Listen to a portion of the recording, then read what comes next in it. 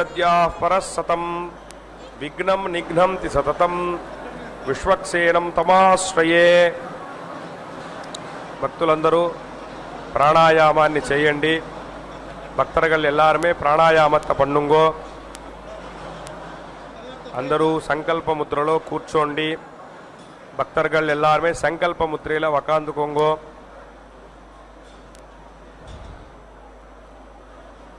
భక్తులందరూ మీ యొక్క గోత్రము, నామధేయ నక్షత్రము,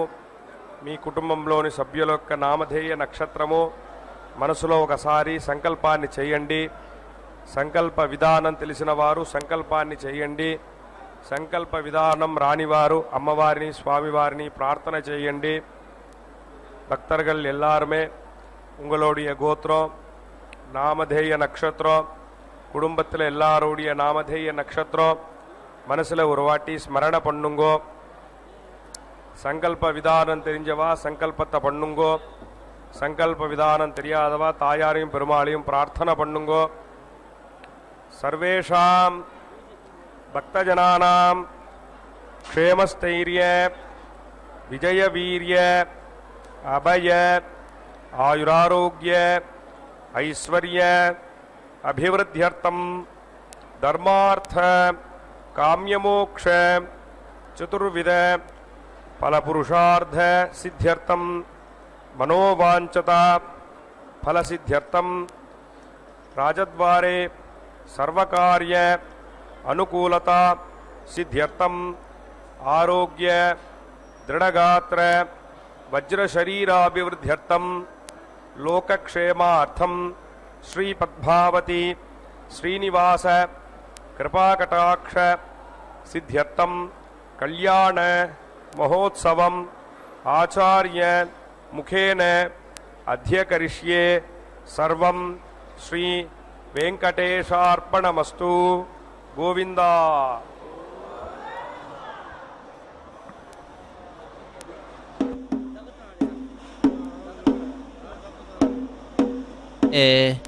सरसिजनिलये सरोजहस्ते धवलतरां शुकगन्धमाल्यशोभे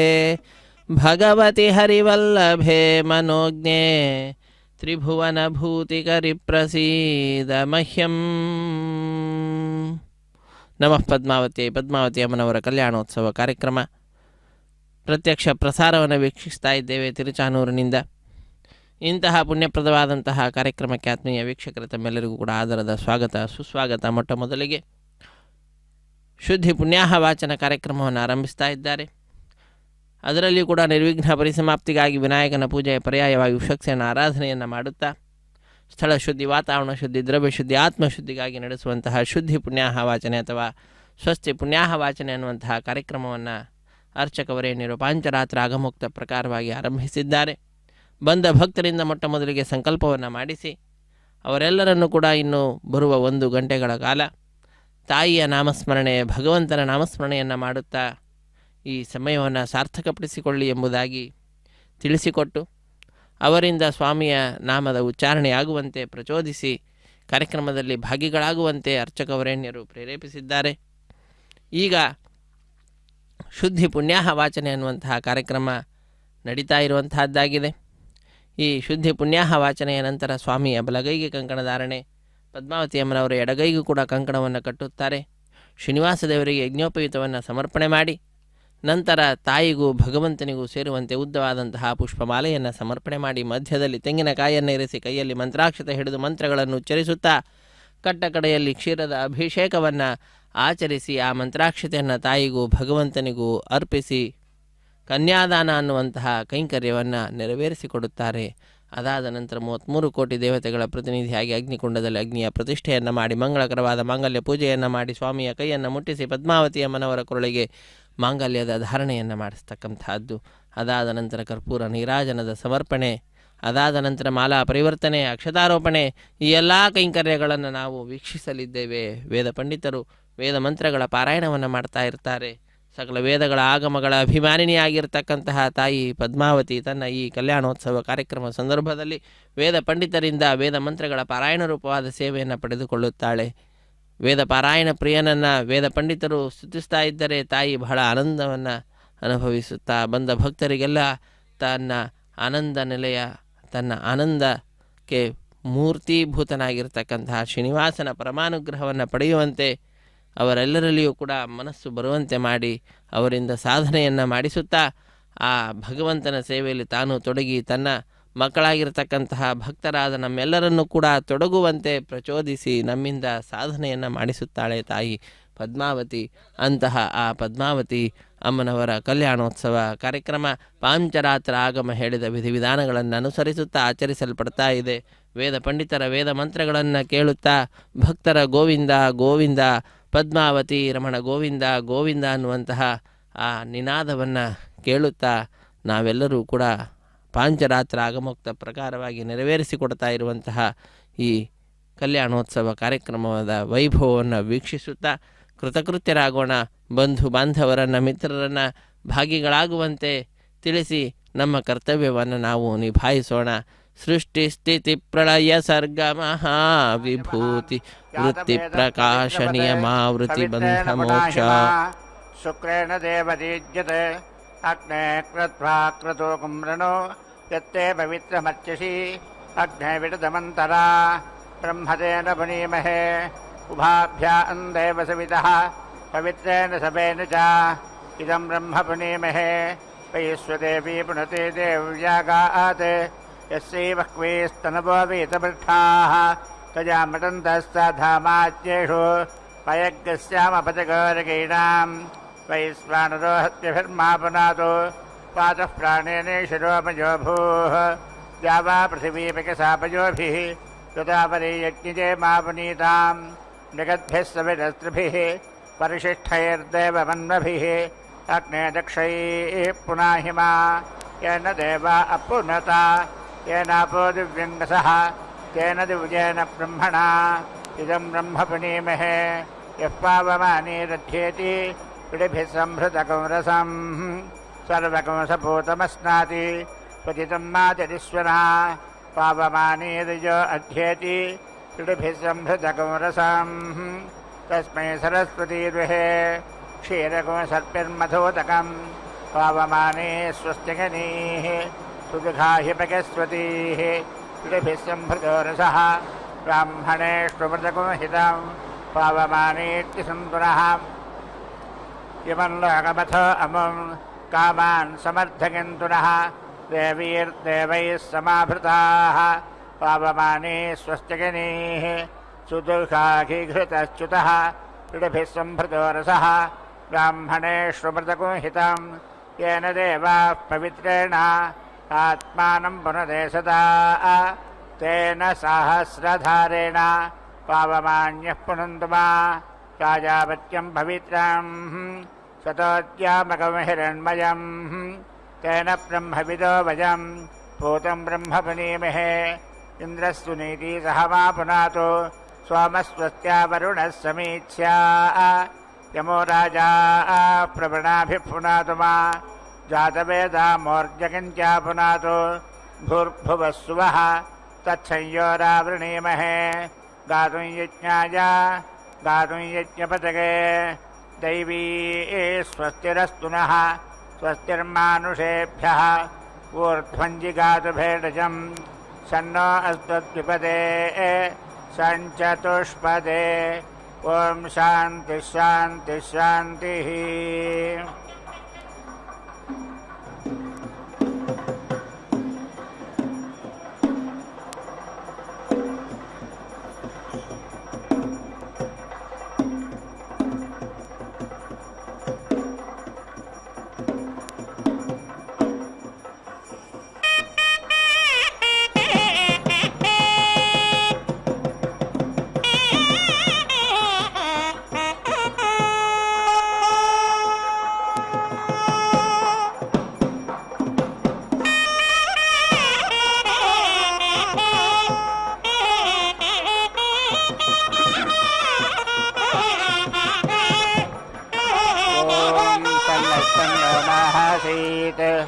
ओम शांति शांति शांति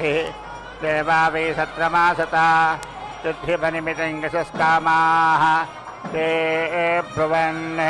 यन्न प्रथमङ्गसरिच्छात् सर्वेषान्नस्तत्सहासदिति तेषां कुरुक्षेत्रं वेदिरासीत् तस्तीखाण्डवो दक्षिणार्ध आसीत् तूर्ध्वमुत्तरार्धः परीणज्यघनार्धः मरवोत्करः तेषां नखं वैहिष्णवङ्गस आच्छत् अन्यकामगता तेनापाहक्रामत् तन्देवा अन्वाजन् यशो मरुरुत्समानाः तस्यान्वाकदस्या सौजाद्धनुरजागता दक्षिणादिशवः तस्मादिषु सन्मं पुण्यजन्मा यज्ञजन्मा हि तमेकगुंसन्तं बहवो नाभ्यधृष्टुवन् तस्मादेकभिषु सन्विनं बहवो निषुधन्वानाभिदृष्टुवन्ति सो अस्मगता एकं मासन्तं बहि भसवो नाभ्यजरिषि सुरुषि तस्य सुष्मजानस्य तेजोपा अक्रामते तद्देवावोटधे शून्यमृदुः ते श्यामाका अभवन् स्मजाका वीनामैते तस्मजाका नागस्मजाकत्वं तस्माद्वीक्ष्यते नाभिगृह्यस्मेदौजम् चेतसो धृत्यैः तदनुप्रतिष्ठभ्यातिष्ठत् ता उपदेका अब्रुवन्वरं वृणावहे अथ वयमगौरन्धयामा यत्र क्वचखनामा ततपोभितृनुदामेति तस्मादिपदेकागत्र क्वचखनन्ति ततपोभितृन्दन्ति वारे व्रतकृत्यासां तस्य ज्यामप्यादन् तस्य धनुर्विप्रवमाणकुंसर उदवर्तकते तद्या वा पृथिवी अनुप्रावर्तता यत्प्रावर्तता तत्र वर्गस्य प्रवर्ग्यत्वं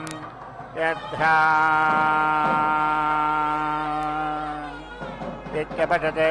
तद्धर्मस्य घर्मत्वं महतो वेद्यमपत्यदिति तन्महावीरस्य महावीरत्वं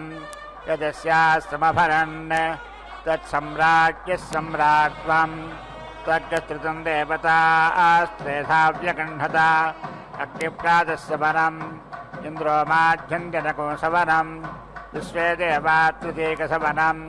तेनापशीष्णा यज्ञेन गजमानाः नाशिषो वारुन्धता असुवर्गं लोकमभ्यजगन् ते देवा अश्विनावब्रुवन् भिडजो वै स्थः यदं यज्ञस्य शिरप्रतिधत्तमिति तावप्रोतां वरं वृणावहे रह एव नावत्रापि गृह्यतामिति ताभ्यामेतमाश्विनमगह्णन् तावेतद्यज्ञस्य शिरप्रत्यदत्तां यत्प्रवर्ग्यः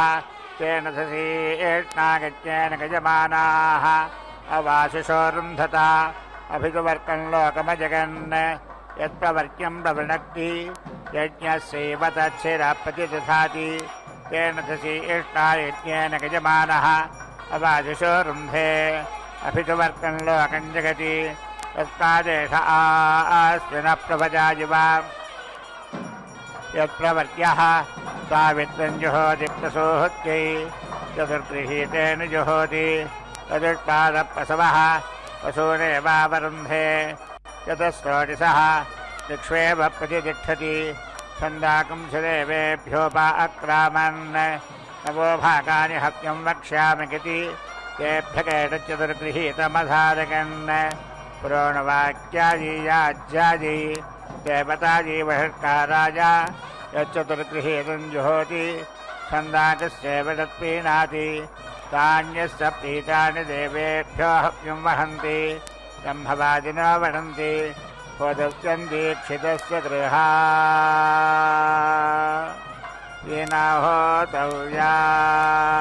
येनाहोतव्यानिति अविर्वैदीक्षितः यज्जुहुजात् अविष्कृतं यजमानमग्नो प्रदध्यात् यन्न जुहुजात् यज्ञपरुरन्तर्यात् यजुरेव भवदेत् न हविष्कृतं यजमानमग्नो प्रदधाति न यज्ञपरुरन्तरेति काकत्वे छन्दाकस्य मन्यता तस्यैव षट्कारोऽभ्यय्य शिरो अच्छनत् तस्यैत्वेधारसः परापठत् पृथिवीमर्धप्राविशत् पशुनृद्धः यत्पृथिवीं प्राविशत् स खाद्यरोऽभवत् यः पशून् सोजां यत्खाद्यभ्यर्भवति छन्दसामेव रसेन गत्यस्य शिरः संहरति यदोदुम्बरी ऊर्ध्वा उदुम्बरः ऊर्ध्वैव गत्यस्य शिरः संहरति यद्वैणवी तेजो वै वेणुः तेजसैव गत्यस्य शिरः संहरति यद्वैकिङ्गति भा एवावरुन्धे देवस्य त्वादुविदुप्रसवगित्यभ्यमादत्ते प्रसूच्यै अश्विनो हर्बाहुभ्यामित्याह अश्विनो हि देवानामध्वर्यू आस्ताम् पूष्णो हस्ताभ्यामित्याह यज्ञै वज्र इव वा एषा यदभ्रिः अभ्रिरशिनादिरसीत्याह शान्त्यैः अध्वरकृत्यवेभ्यगित्याह यज्ञो वा अध्वरः यज्ञकृत्यवेभ्यगिति वा वेदताः उत्तिष्ठ ब्रह्मणत्पतिरित्याह ब्रह्मणैव गत्यस्य शिरोच्छैति प्रेतो ब्रह्मणत्पतिरित्याह प्रेत्यैव गत्यस्य शिरोच्छैति तदेव्येतु सोनृतेत्याह यज्ञोऽपि सोनृता अच्छावीरन्नत्यं पङ्क्तिराषदमित्याह पाङ्क्तो हि यज्ञः देवा गच्छन्न गन्तु न गित्याह देवानेव गच्छनि यः कुरुते देवी एत्या वा पृथिवी अनुमेव गुंसाथामित्याह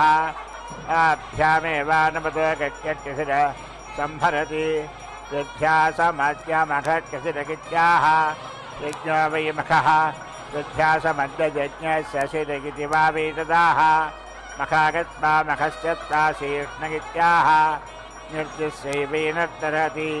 श्रीहरति जग इमे लोकाः येभ्य एव लोकेभ्यो गच्छत्य तूर्तेन चतुर्थकं हरति अपरिमिता देव गच्छत्य शिरः संहरति मृत्खनादग्रे हरति तस्मान् मृत्खनः करुण्यतमः यत्यत्र आसीदित्याह अस्यामेवासंवत्कारं गच्छत्य शिरः संहरति ऊर्जं वा एतकोरसं पृथिव्या उपदेका उद्दिहन्ति यत्वल्मेकमपासंहारो भवति ऊर्जमेव रसं पृथिव्या अवरुन्धे अथो श्रोत्रमेव श्रोत्रत्यच्चेतत्पृथिव्याः यत्वल्मीकः अपधिरो भवति तदेवं वेद इन्द्रो वृत्तायवत्रमुदगच्छत् स्वगत्रगत्रपराक्रमता सन्नाद्धिगता तवोदेकस्तम्भे पराक्रमता सोऽद्धिगता सोऽब्रवीत् ऊतिं वै मेधागति तदोटेका नामोटेकत्वं तदोटेका भवन्ति यज्ञादीवोचन्दसति अग्निजा अधिप्रजापतेरेतगित्याह तदेव रसः पशून् प्राविशत्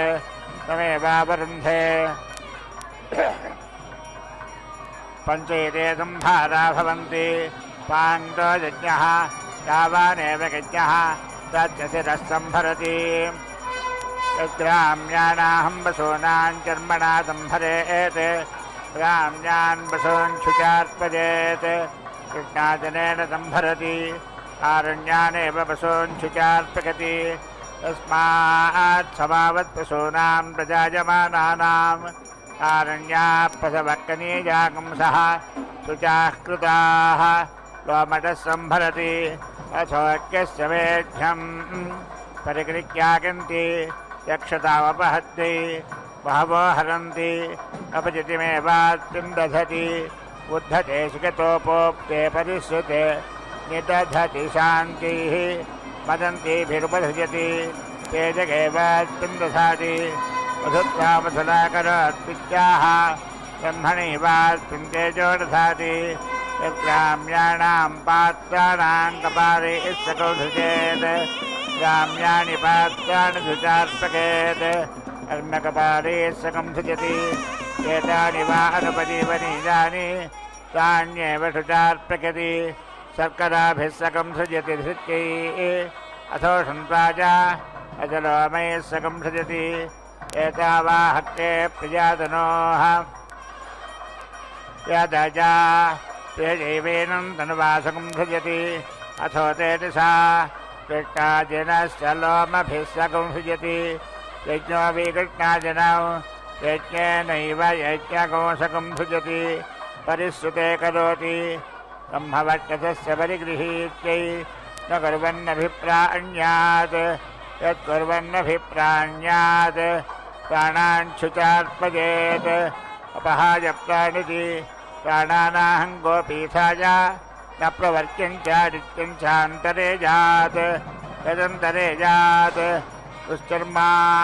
स्यात् तस्मान्नान्तरायम्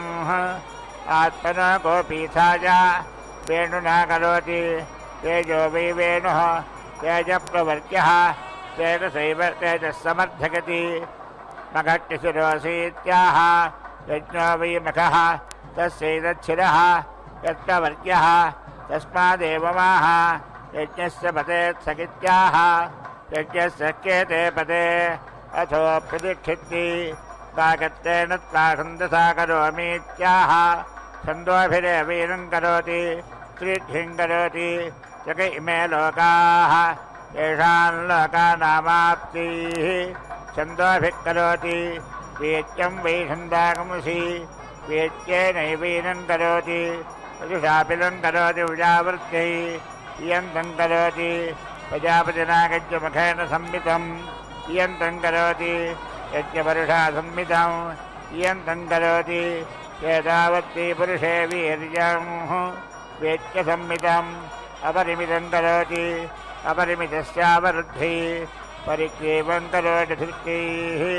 सूर्यस्य हरसास्राजेत्याह यथा गजुरेवैतत् अत्रतखेन धूपगति राजापत्यो वा अस्वस्थयोनित्वाजा दृष्ट्वा अस्वस्थनिष्पदसीत्याह असौ वा आदित्यो वृषा स्वः तत्र छन्दाकं च निष्पते छन्दोभिरेवैनं धूपगति गागत्वमसित्रेष्टभमसि जागतमसैरसवित्राण्याढत्ते छन्दोभिरेवैनाण्याढत्ते मधुमद्विजिधूनोति प्राणो वै मधु प्राणमेव यजमाने दधाति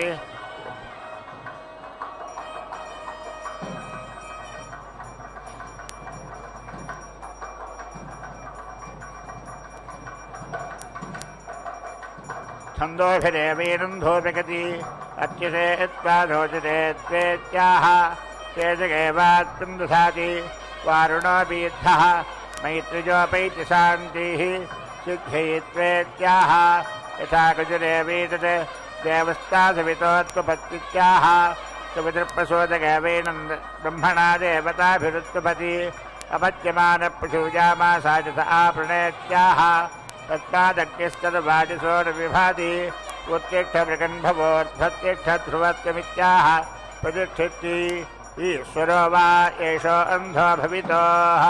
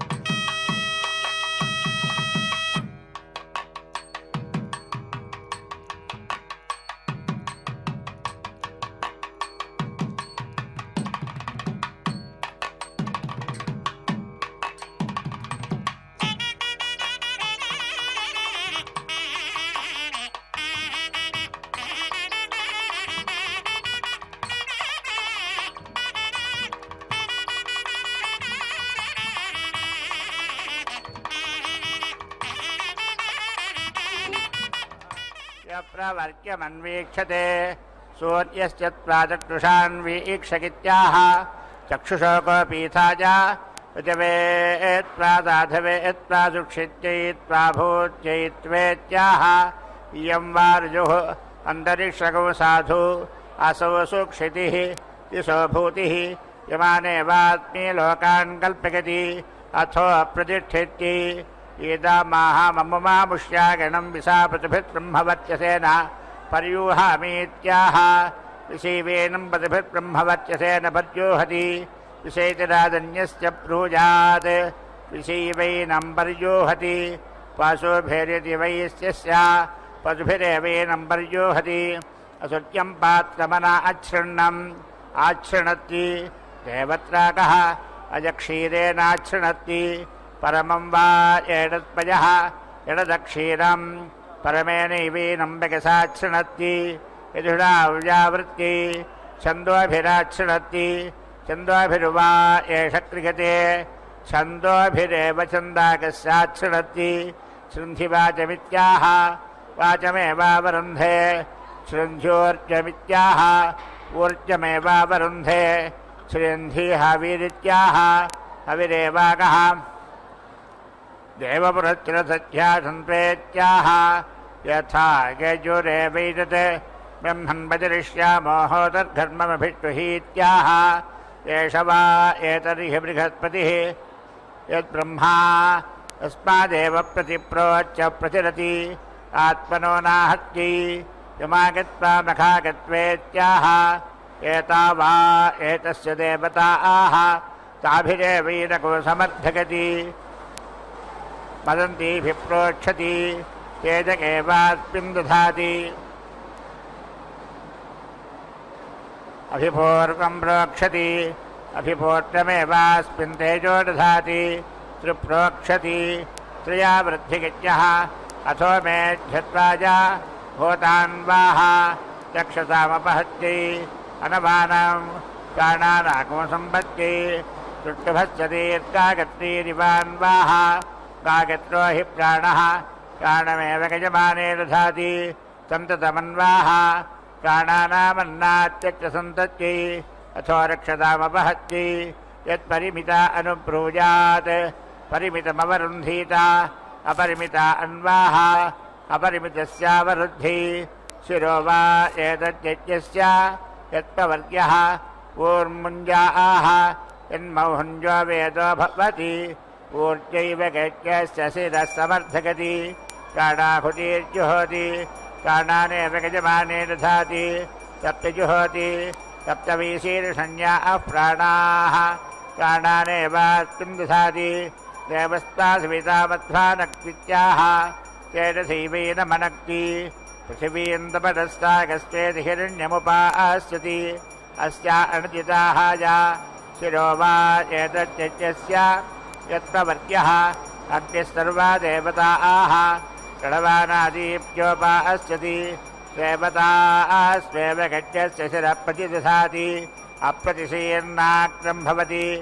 एतत्पर्हिक्येषः अच्युतशिशोचिरसीत्याह तेज एवात्मन् ब्रह्मवर्चसं दधाति तगुंसीदस्त्वमहागुं असीत्याह महानित्येषः ब्रह्मवादिनो वदन्ति एते वावतऋत्विजः योदर्शपूर्णमासयोः कथकथा होता गजमाना जाजिषो नासा अस्तगिति पुरस्तादासीत् खलु वा अन्यो यज्ञः उपरिष्टादासीरन्यः अनाधृष्ट्या पुरस्तादिति यदेतानि गजोगस्याः शीर्षतगेव गज्ञस्य गजमान आजिरोऽवरुन्धे आयुः पुरस्तादाः प्रजां दक्षिणतः प्राणं पश्चात् श्रोत्रमुत्तरतः विदधितिमुपरिष्टात् प्राणानेवात्पि समीचो दधाति ईश्वरो वा एतदिशो नोन्मदितोः यन्दिशो अनुव्यास्थापयन्ति मनोरस्वादि भूरिपुत्रेति मामभिमृशति इयं वै मनोरस्वा भूरिपुत्रा अस्यामेव प्रतितिष्ठत्यनुन्मादाय स्वपतदा मे भोजा मामाहिगुंसेरित्याह हिगुंसादि चितस्थपरिचितमित्याह अपरिचितमेवास्मिन् दधाति शिरो वा एतद्यज्ञस्य यत्प्रवर्त्याः असौ खलु वा आदित्यप्रवर्त्यः तस्य मरुतोरस्पजः स्वाहा मरुद्भिः परिसृगस्वेत्याह अवमेवादित्यगो रत्मिभिः पर्यूहति तस्मादस्यावादित्यो मुष्मिन् लोके रत्मिभिः पर्यूढः तस्मात् राजा विशापर्यूढः तस्मात् ब्राह्मणैश्च जातैः पर्यूढः अग्ने सृष्टस्य गतः विकङ्कतम्भा आच्छते यद्वैकङ्कताः परिसजो भवन्ति भा एवावरुन्धे 12 भवन्ति 12 मासाः संवत्सरः संवत्सरमेवावरुन्धे अस्ति त्रिकोदशो मासगित्याहुः यत्र जोदशः परिधिर्भवति तेनैव त्रिकोदशं मासमवरुन्धे अन्तरिक्षस्यान्तद्भिरसीत्याहव्यावृत्ति त्रिपन्तपसस्तागस्वेच्छुपरिष्टाद्धिरण्यामाधीनि दधाति अमुष्या अनदिताः या असो आभ्यामेवैनमो भगतः परिगृह्णाति अर्हन्बिभर्डिताय कार्यसंवेत्याः तौत्येवैनमेतत् गायत्रमसि त्रेष्टुभमसि जागतमसीति धवित्राण्याधत्ते छन्दोभिरेवैनान्याधत्ते माधो माद्विदिधूनोति प्राणो वै मधु प्राणमेव गजमाने दधाति त्रिः परिगन्ति त्रिवृद्धिप्राणः त्रिः परिगन्ति त्रिया वृद्धिगित्यः अथो रक्षसामपहत्यै त्रिः पुनः परिगन्ति षट्सम्पद्यन्ते चत्वारतवः ऋतुष्वेव प्रतितिष्ठन्ति यो विघर्मस्य प्रियान् तनुवमाक्रामति सुश्चर्मावीरभवति एषः वा अस्य प्रियान् तनुवमाक्रामति यत्रिपरीच्य चतुर्थं वर्येति एतागं हवा अस्योक्तदेवो राजनिराजक्राम ततो वीरदश्चर्मा भवत् तस्मात् त्रिपरीत्य न चतुर्थं वरीयात् आत्मनो गोपीथाय प्राणावीसवित्राणि अव्यधिरङ्गन्धून्वन्ति प्राणानामव्यधिरङ्गाय क्लृप्ति विनिषत्यधून्वन्ति ऋक्ष्वेव प्रतितिष्ठन्ति ऊर्ध्वन्धून्वन्ति स्वर्गस्य लोकस्य समष्टि सर्वतो धून्वन्ति तस्मादयको सर्वतः पवते अग्निष्पावतिभिः पुरस्ताहत्रो जगदुगागत्रेण छन्दसेत्याह अग्निरेवीनं वतिभिः पुरस्ताहत्रो जगदिगागत्रेण छन्दसा समारुचितो रोचजेत्याह आचितमेवीतामासास्ते इन्द्रस्मा रुद्रैर्दक्षिणतो रोचगदुत्रैत्यभेण छन्दसेत्याह इन्द्र एवैदगो रुद्रैर्दक्षिणतो रोचगति त्रैत्यभेण छन्दसा समारुचितो रोचयेत्याह आचितमेवीतामासास्ते वरुणस्तादित्यै पश्चात् रोचगतु जागतेन छन्दसेत्याह वरुण एवैनमादित्यै पश्चात् रोचगति जागतेन छन्दसा समारुचितो रोचकेत्याह आजितमेवीतामासास्ते सुतानस्तामारुतो मरुद्भिरुत्तरतो रोचगत्वानुष्टभेण छन्दसेत्याह सुताज एवैनं मारुतो मरुद्भिरुत्तरतो रोचगत्यानुष्टभेण छन्दसा समारुचितो रोचकेत्याह आजितमेवीतामासास्ते बृहस्पतिस्त्वा विश्वैहत्यवीरुपरिष्टाद्रोचयतोपाङ्क्तेन छन्दसेत्याह बृहस्पतिरेवेनं विश्वैर्देवीरुपरिष्टाद्रोचयति पाङ्क्तेन छन्दसा समारुचितो रोचयेत्याह आशिषमेवीतामासास्ते रोचितत्वं देवेष्प्रसीत्याह रोचितोऽर्केण देवेषु रोचितीजाहं मनुष्येष्वित्याह रोचत एवीसमनुष्येषु सम्राट्घर्मरुचितत्वं देवेष्वागुष्वागस्तेजस्वी ब्रह्मवत्यस्य सीत्याह रुचितोऽर्केण देवेष्वागुष्वागस्तेजस्वी ब्रह्मवत्यसी रुचितोऽहं मनुष्येष्वागुष्वागस्तेजस्वी ब्रह्मवत्यसी भूजासमित्याह कुचित एवि समनुष्येष्वागुष्पागस्तेजस्वीप्तं भवत्यति भवति दुर्गासेरुचं मयि धेहि मयि रुगित्याः आचरमेवीतामासास्ते सङ्गजेतेर्गतिर्भिररोचकित्वा उचितकर्मगिति प्रब्रूजात् अरोचकोध्वत्युः स्यात् अरोचको यजमानः आथाय रेनमेतेर्गतिर्भिरोचकित्वा उचितकर्मगिति प्राह रोचकोध्वत्युर्भवति रोचको यजमानः शिरो वा एतद्यज्ञस्य यत्प्रवर्ग्यः ग्रीवा उपसदः पुरस्तादुपसदां प्रवर्ग्यं प्रविणक्ति ग्रीवास्तेव गच्छस्य शिरप्रतिधाति श्रीप्रविणक्ति त्वज इमे लोकाः येभ्य एव लोकेभ्यो गच्छस्य शिरोवरुन्धे षट्सम्पद्यन्ते षड्वा ऋतवः ऋतुभ्य एव यज्ञस्य शिरोवरुन्धे सेजोवसीज आयत्सम्भूतं भूतं चित्रः केतुः प्रभानाभान् सम्भान् ज्योतिष्पाकस्तेजस्वानाथभक्तस्तपन्नभितपन् रोचनो रोचमानः शोभनः शोभमान कल्याणः।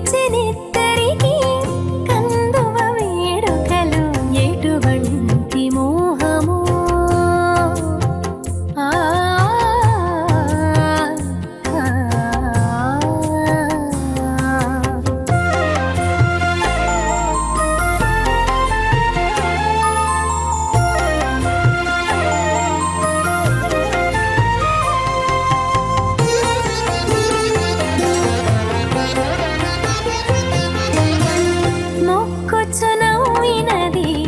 ముచ్చటలాడినది ఎక్కువలంటు చులోలు ఎనసి ఉన్నది మొక్కుచును వినది ముచ్చటలాడినది ఎక్కువలంటు చులోలు ఎనసి ఉన్నది చెక్కు చెక్కు గదించి జిగి పులకించినది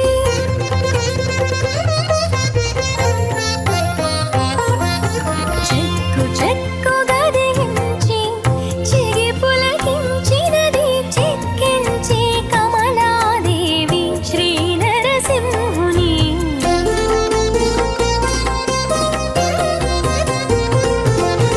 ఎటువంటి మోహము ఈ పెకునాతని మీద ఘటించెనిద్దరికి కందువ వేడుకలు ఎటువంటి మోహము ఆ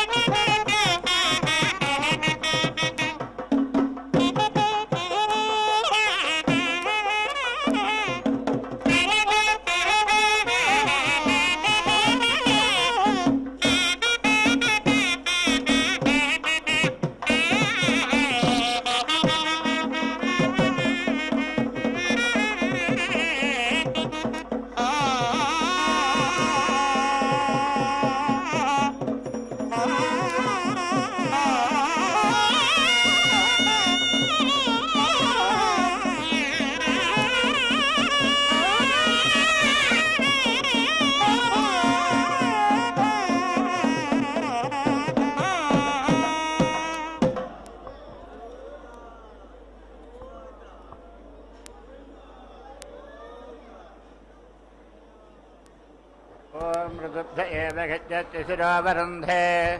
ద్వాదశకృత్వప్రవణక్తి ద్వాదశమాసాः సంవత్సరः సంవత్సరాదేవ గచ్చతి శిరోవరుంధే చతుర్వింశతిः సంపద్యంతే చతుర్వింశతిరర్ధమాసాः అర్ధమాసేభ్య ఏవ గచ్చతి శిరోవరుంధే అసో ఖలు సకృదేవ ప్రవృజ్యः ఏకకం హి శిరः అగ్నిష్టో మే ప్రవృణక్తి ఏతావాన్వీకజ్ఞः యావానగ్నిష్టోమः యావానేవ కజ్ఞः తస్య శిరః ప్రతిదధాతి నోక్షే ప్రవృంజాత్ ప్రజాపి పశవ ఉక్తాని యదుక్షే ప్రవృంజాత్ त्वजाम्बसूनश्च निर्दहेत् विश्वजिति सर्वपृष्ठे प्रवृणक्ति पृष्ठानि वा अच्युतं चावगन्ति पृष्ठैरेवास्मा अच्युतं चावगित्वा वरुन्धे अपश्यं गोपामित्याह प्राणो वै गोपाः प्राणमेव प्रजासु वियाजगति अपश्यं गोपामित्याह असो वा आदित्यो गोपाः सखीमा प्रजा गोपागति तमेव प्रजानां गोप्तारं कुरुते अनिपद्यमानमित्याह न ह्येष निपद्यते पूर्णाहुतिमुत्तमाञ्जुहोति सर्वं वै पूर्णाहुतिः सर्वमेवाप्नोति अथो इयं वै पूर्णाहुतिः अस्यामेव प्रतिष्ठति नारायणाय विद्महे वासुदेवाय धीमहि तन्नो विष्णुः प्रचोदयात् स्वाहा महादेव्यै च विद्महे विष्णुपत्नी च धीमहि तन्नो लक्ष्मीः प्रचोदयात् स्वाहा।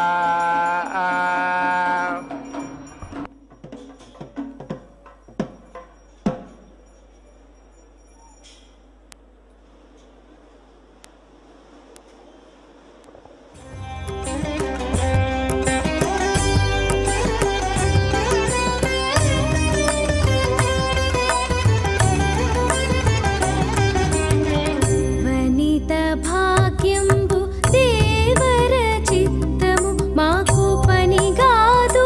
ఇంక నీ పాదంబులానా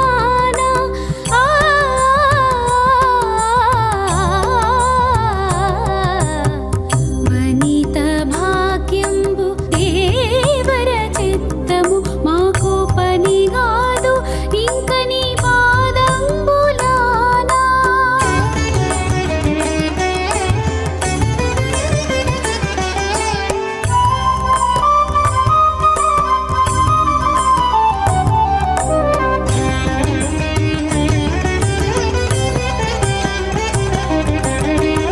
అడబాలసతి బోనమారగించు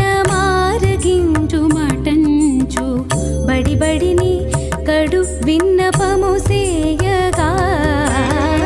అడబాలసతి బోనమారగించు మటంచు బడిబడిని కడు విన్నపము సేయగా పుడుగని పరాకుతో నుండి నెచ్చలి మీద పుడుగని పరాకుతో నుండి నెచ్చలి మీద బడలి పొరగినది నీ పాదంబులానా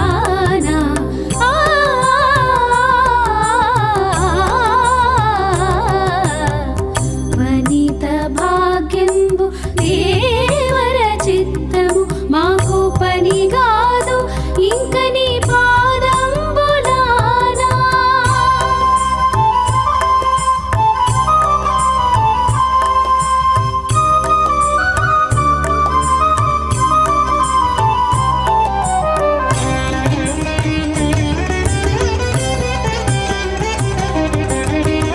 అడపంబు సతి వీడేమవతరింపు మటంచు అడరి కపురపు పలుకందియగా అడపంబు సతి వీడేమవతరింపు మటంచు అడరి కపురపు పలుకందియగా కడకంట చూడదిదే కాతాళము మరపో కడకంట చూడదిదే కాతాళము మరపో పడతి ఎప్పుడు నీ పాదంబులానా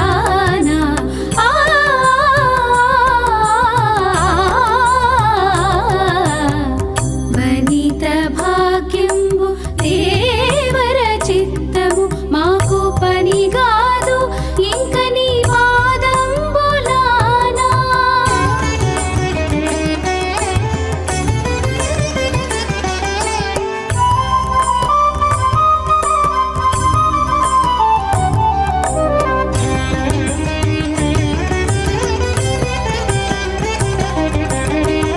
ఆలవట్టము విసరు అతివలను వలదనదు పాలిండ్లపై కొంగు పచరించదు ఆలవట్టము విసరు అతివలను వలదనదు పాలిండ్లపై కొంగు పచరించ